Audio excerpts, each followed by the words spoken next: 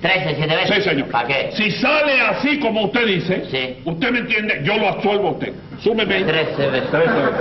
Oh. Ve contando. 1, 2, 3, 4, 5, 6 y 7. Sume ahí a ver ahora. Sume. Vive la parte. Lo estoy viviendo. No hay necesidad. No, sí hay necesidad. Súmelo. 3, 6, 9, 12, 15, 18 y 3. 21. 22, 23, 24, 25, 26, 27 y 28. Ahí está el dinero. Tiene razón. Ahí Tiene está el razón. dinero. Seguimos luego de este pequeño receso de corte comercial. Vamos a seguir con nuestra idea o hablando acerca de otro suceso muy importante en aquellos tiempos, en el siglo XX, que fue pues la Revolución Rusa. Y queríamos tocar este tema comenzando de por qué se dio una revolución o primero que todo qué pasaba en Rusia en esos momentos. ¿Comienzas tú, Diego? Vale, sí. Ruiz, básicamente lo que pasaba en Rusia en este momento y la razón principal por la que estos se tienen que retirar al fin y al cabo de la guerra son los conflictos internos. ¿Como cuáles conflictos? Conflictos como el descontento del pueblo con los zares, que eran las personas encargadas de gobernar Rusia en este momento, es decir, las personas más influyentes en Rusia en este momento. La falta de recursos, algo muy importante, Ruiz, que también afectaba bastante a la guerra, puesto que había una falta de recursos tan enorme que todo lo que quedaba eran enviados a los soldados con el fin de que no murieran de hambre, de hipotermia, etcétera, etcétera, etcétera. Y tampoco se quedaran secos de bala. Esto es algo bastante influyente para la guerra en cuanto a ellos. Dicho ejército, que era el que participaba en la guerra, era un considerado ejército zarista. ¿Qué más puede ocurrir aquí? Luego de todo esto también ocurre lo que nosotros llamamos como el evento del Domingo Rojo, que es un evento que aclararemos un poco más tarde dentro de la misma Revolución Rusa. ¿Puedes hablar un poco sobre lo que era el Ejército Rojo y quiénes eran los rebeldes? Sí, claro, pues.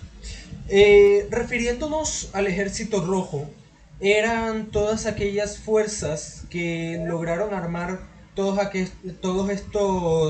estas personas de la clase un poco más baja, aquellos campesinos, gente del pueblo, aquellos que de pronto no tenían casi para sostenerse.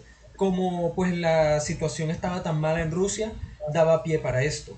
El Ejército Rojo fue algo que hicieron todas estas personas para un tipo defenderse o tratar de mínimo lograr que se pudiese dar un cambio o algo para combatir a los zares, que eran, como por decirlo así, los reyes en ese entonces, aquellos que gobernaban y un imperio, un mandato que duró más de 300 años, algo impresionante, fueron de generación en generación en generación, donde nada más elegían a reyes de esta dinastía.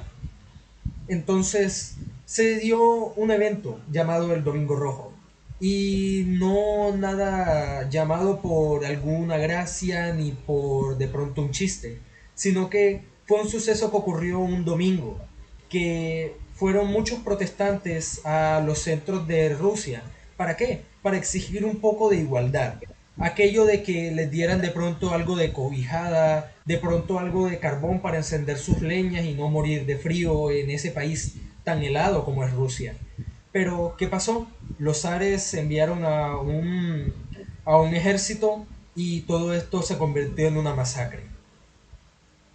¿Algo que aportar, Diego? Claro.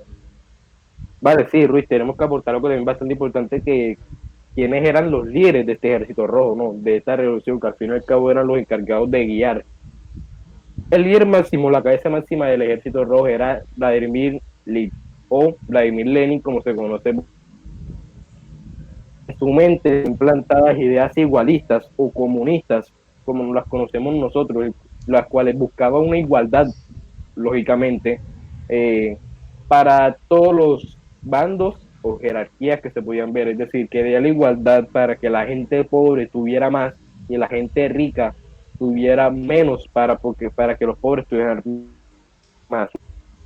No sé si me hago entender, es decir, quería una igualdad de jerarquías. Otra cosa que buscaba él era el reparto de tierras, que era una de las cosas que estos promovían. Diferentes tipos de tratados o una dictadura del proletariado. Se da un cambio en el sistema económico, puesto que los zares eran capitalistas. Y Lenin, como dije, trae una ideología comunista, basada en la ideología de Karl Marx, que promueve un reparto de tierras, como se había dicho anteriormente. ¿Algo más que aportar, Ruiz? Tengo tu Bueno, temita acá. por mi parte, lo único que querría decir fue de que al final todos estos conflictos en Rusia lograron llevar a un acuerdo de paz, algo más igualitario, pero ni por parte de alguien especialmente mandado por Lenin, ni mandado especialmente por los zar, sino alguien que diese algo a todos igual.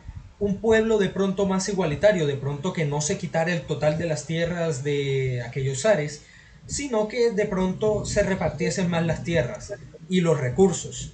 Los zares al final terminaron yendo a otros países a esconderse porque pues los ejércitos no los querían por aquel territorio, por aquel mandato que habían hecho durante tanto tiempo. Y al final la situación en Rusia terminó con algo muy, una situación o un resultado bastante bueno para todas las personas, que fue algo más igualitario en aquel país tan grande. Sí. Incluso tengamos en cuenta que Rusia, luego de todo esto que pasa, se va a hacer a una de las grandes potencias mundiales del mundo, combatiendo firmemente en esa batalla o esa competencia con lo que fue Estados Unidos, que también tuvo un ascenso muy importante luego de la guerra.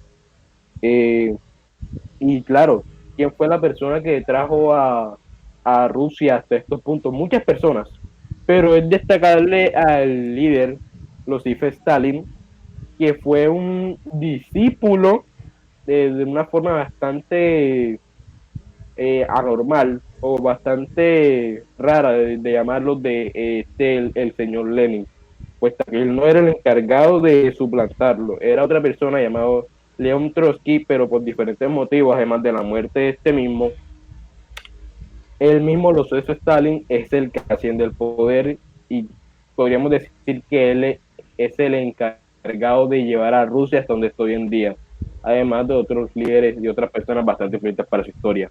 Cerramos aquí diciendo que este periodo fue un periodo de bastantes conflictos, pero también un periodo bastante curioso para la historia. No sé si te parece lo mismo, Ruiz. Sí, Un periodo que así trajo es. muchas, un periodo que trajo muchas desgracias, pero también muchas cosas buenas, por así decirlo, salvaciones para X personas, un aumento de recursos para otros muchos, decadencias para otros países, imperios, desapariciones de imperios, etcétera, etcétera, etcétera. Un periodo de total desarrollo, pero de una frialdad, de una vuelta de sangre, una batalla de sangre bastante importante. Aquí cierro yo, no sé si quisiera mostrar algo último.